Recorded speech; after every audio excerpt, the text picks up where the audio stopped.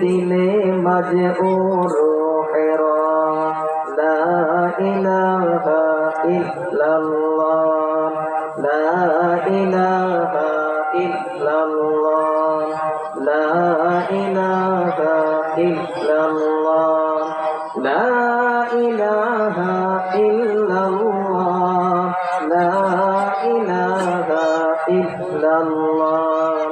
লা ইলাহা ইল্লাল্লাহ ফেরাউন বলে আসিয়া রে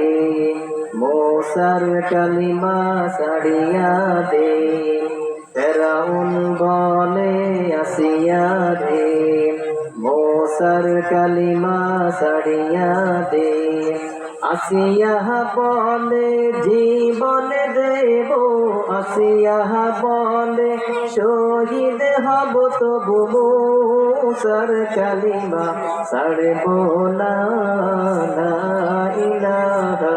ইল্লাল্লাহ লা ইলাহা ইল্লাল্লাহ লা ইলাহা ইল্লাল্লাহ আকাশ বাতাস গায়রুল্লাহ সাদ সিতারা গায়রুল্লাহ নবী ওলি গায়রুল্লাহ সিজদা করব না গায়রুল্লাহ সিজদা করব ইল্লাল্লাহ লা ইলাহা ইল্লাল্লাহ লা ইলাহা ইল্লাল্লাহ লা ইলাহা ইল্লাল্লাহ লা ইলাহা ইল্লাল্লাহ লা ইলাহা ইল্লাল্লাহ মুহাম্মাদুর রাসূলুল্লাহ সাল্লাল্লাহু আলাইহি ওয়াসাল্লাম। উদ্যোকার উত্তর যশোর মধ্যমপাড়া আজিজিয়া নুরানী মাদ্রাসার বার্ষিক মাহফিলের সম্মানিত উপস্থিত মুরব্বিয়ান কেরাম, পর্দার আড়ালে ওয়াজ শ্রবণরতা শর্তেয়া সম্মানিতা মা ও বোনেরা, সর্বপ্রথম লাখ কোটি শুকরিয়া জ্ঞাপন করি যে রব্বুল আলামিন আমাদেরকে এমন একটা জায়গার মধ্যে আসার বসার আমাদেরকে তৌফিক দান করেছেন, যে জায়গার মধ্যে আল্লাহ রাসূল বলেন এটা হলো দুনিয়ার মধ্যে একটা জান্নাতের বাগান।